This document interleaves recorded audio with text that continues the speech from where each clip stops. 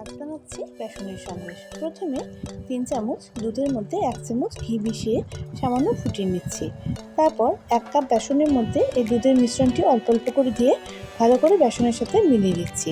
তারপর 10 মিনিটের জন্য ঢেকে দিচ্ছি। একটা পাত্রে 3 চামচ ঘি দিয়ে বেসনের এই মিশ্রণটি দিয়ে ভালো করে ভেজে নিতে হবে যতক্ষণ না কালারটা চেঞ্জ হয়। তারপর মিক্সার গ্রাইন্ডারে দিয়ে একটা গুঁড়ো তৈরি করে নিতে হবে। তারপর এটাকে আবার কিছুক্ষণ ভেজে নিতে হবে। তারপর অল্প অল্প দুধ দিয়ে এটাকে আবার ভালো করে ভেজে নিচ্ছি। তারপর ঠান্ডা করে মিক্সার গ্রাইন্ডারে দিয়ে আবার একটা গুঁড়ো তৈরি করে নিচ্ছি। তারপর একটা পাত্রে চিনি শিরা তৈরি করে ওর মধ্যে সামান্য ফুড কালার দিয়ে দিচ্ছি। তারপর বেসনের মিশ্রণটির মধ্যে এই চিনি শিরাটি দিয়ে ভালো করে ভেজে নিচ্ছি যতক্ষণ না বেসনটা নিজে থেকেই কড়াই থেকে ছেড়ে আসে। তারপর একটা পাত্রে ঘি মাখিয়ে এটাকে একটা শেপ দিয়ে দিচ্ছি।